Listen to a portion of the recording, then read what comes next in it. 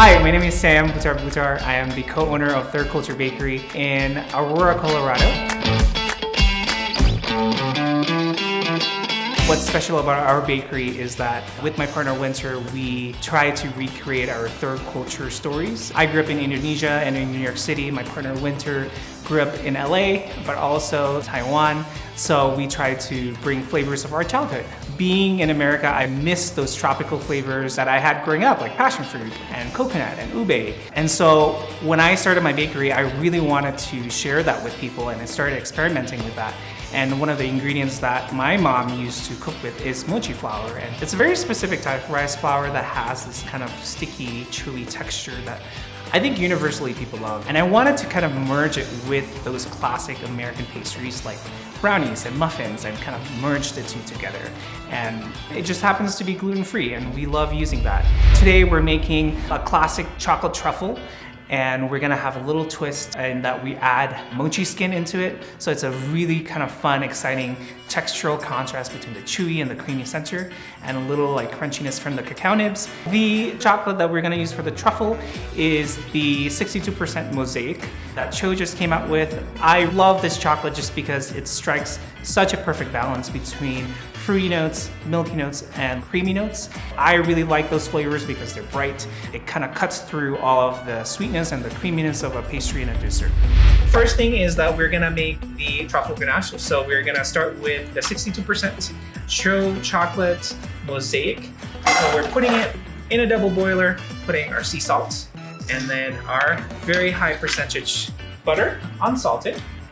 And then we're just gonna melt it all. If you have a thermometer, I usually look for 120 and 130 degrees melting point. So heating up a little bit more to 120, evenly melted, and we're there.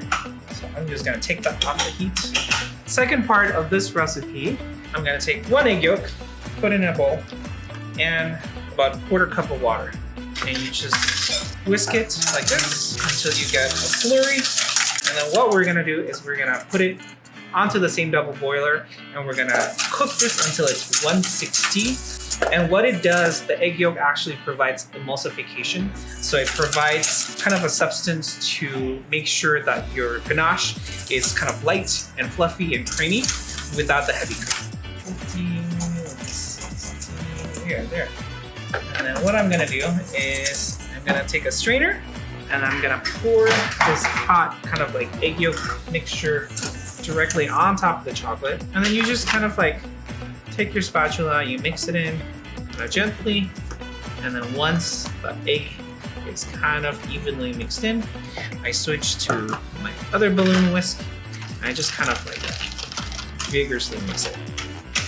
And what you wanna end up with is like a very thick chocolate pudding-like consistency, and you can kind of see that happening a little bit. So you have this kind of shiny pudding-like texture, and we're gonna put it in a glass bowl, and then we're gonna put it in the fridge. So the second part of this recipe is that we're gonna make the mochi skin. There's only 5-6 ingredients. The first thing is that you have to use Mochiko rice flour, and you have to use this flour because other rice flour is a little bit grainier and a little bit coarser versus this. Once it heats up, it has this like wonderful chewiness, and it sticks, and it has something to do with like the starches and the carbohydrates kind of like reacting together and linking up. And so we have that here. We have sea salt, cane sugar, and then I'm using today milk, a little vanilla. And the last ingredient, this is totally optional, but I'm using rice syrup. This makes the dough more elastic and more stretchy and just more soft in your mouth. You don't have to use this, you can totally omit it, but if you wanna use it, they usually sell this in Asian grocery stores, they have it online. They also list it as glucose syrup, and you're using just a little bit just to kind of add that chewy texture. And then we're gonna mix this up, and it should look almost like a really runny pancake batter. Make sure that there's no lump. This is perfect. We're just gonna cover it with a plate, and we're gonna microwave it on high for 5 minutes. So we just finished cooking this mochi. It was in the microwave for 5 minutes. So what I'm gonna do is I'm gonna take a wooden spoon, kind of slam it against each other and just beat it. And it'll look more and more translucent as you mix it. And you just want to do it for like around 1 minute until it forms into just like one solid dough. And what you're gonna do is we want to starch our cutting board. We want to be very, very generous with it and just cover it all, cover your hands. And you want to work fast, but very, very careful. I have potato starch on the bottom. I'm gonna put a little bit more on top. And you just want to have it rolled out. I like it to like a 1/4 inch thickness. And that's pretty much it. So I'm using this like little Pyrex thing and I'm just gonna cut out circles out of the mochi. When you're scaling up the recipe, the mochi dough scales 2 and 3 times, really, really nice.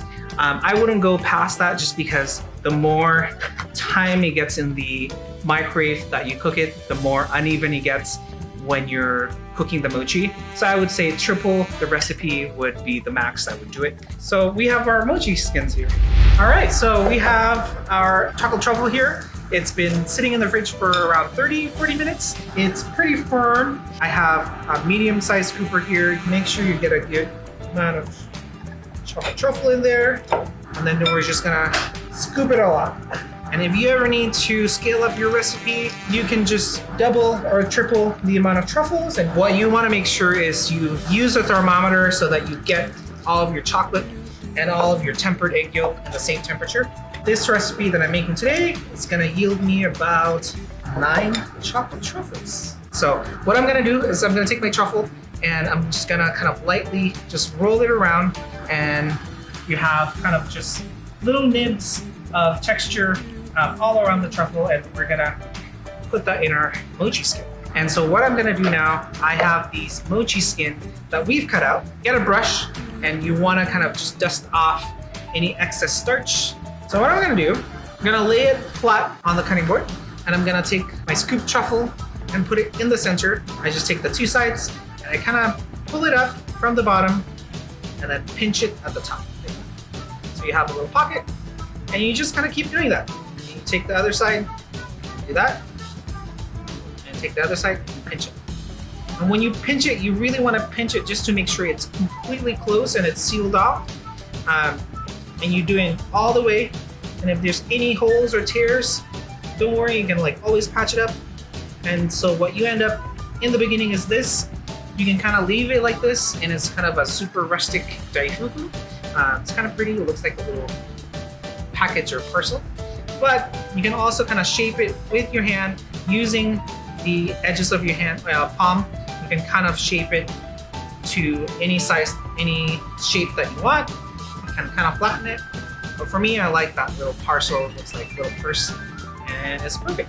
You can eat this right away, and I actually think the soft, supple mochi is a perfect contrast right now to eat with the slightly cold truffle. But you can also put it in the fridge and you can have more of a firmer texture experience. The mochi is going to be a little bit more chewy, and the ganache is going to be a little bit more firm. That is so good.